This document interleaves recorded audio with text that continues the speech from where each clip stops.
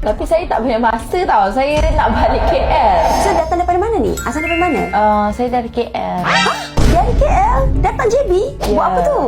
Saya outstation. So rasa kulit kepala ni gatal-gatal kan. So carilah tengok kat TikTok kan. Serum yang bagus kan untuk muslimah. So kita carilah. Jumpa ES Color ni. So datang hari ni nak buat apa? Servis apa? Hari ni nak cuci kepala je. Nak cuci kepala je lah. Okey. Sebelum tu, untuk dekat sini, walaupun you datang cuci rambut, tapi sebenarnya kita akan bagi awak servis scan kulit kepala secara percuma. Lama tak? Sebab saya ada masa sejam je ni.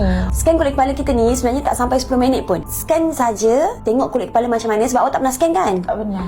You ada masalah macam garu-garu gatal-gatal ke? Yes, sekarang memang rasa gatal berat kat kepala ni. Bila customer cakap dia ada rasa gatal-gatal ke garu-garu ke, saya sebenarnya lagi saja you scan.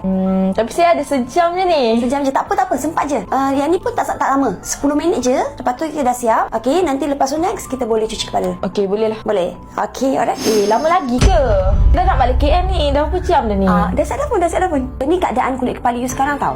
Punya kulit kepala overall tak adalah terlalu teruk. Okey, cumanya I nampak dia ada start ada bersumbat kat sini. So, untuk masalah kulit kepala awak ni, saya akan suggest awak untuk buat basic treatment kita, iaitu Hydro Calm Ritual. So, cuci rambut nanti kita akan guna satu mesin water punch untuk bersihkan semua keruping, kelemamu yang tersumbat ni. Tapi nanti kalau kita buat sama juga kan? Kalau saya nak cuci saja tak boleh ke? Cumanya kita tengok kat sini sebab kulit kepala awak ada folikel tersumbat, so awak akan sentiasa rasa gatal-gatal. Tapi saya tak punya masa tau. Saya nak balik KL. Dah pukul berapa dah ni? Tadi awak dah scan semua. Saya ada sekarang ni masa dalam 30 minit je tau. Okey, 30 minit. Memang exactly treatment ni 30 minit. Okey, boleh lah. Okey, jom kita gerak sekarang.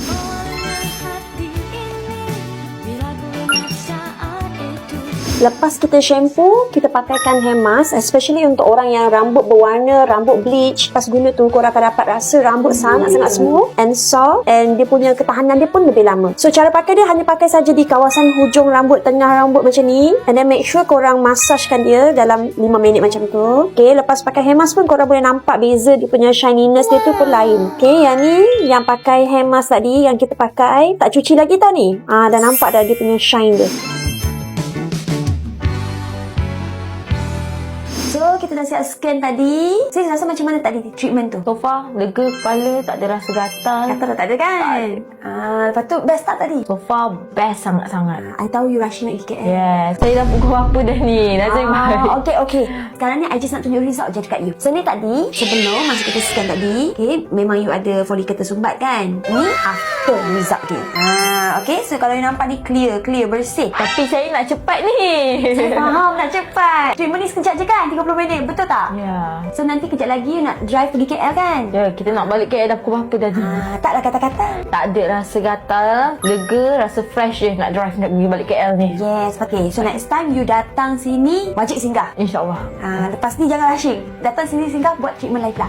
Okay, boleh. Okay, hati-hati balik. Drive safe.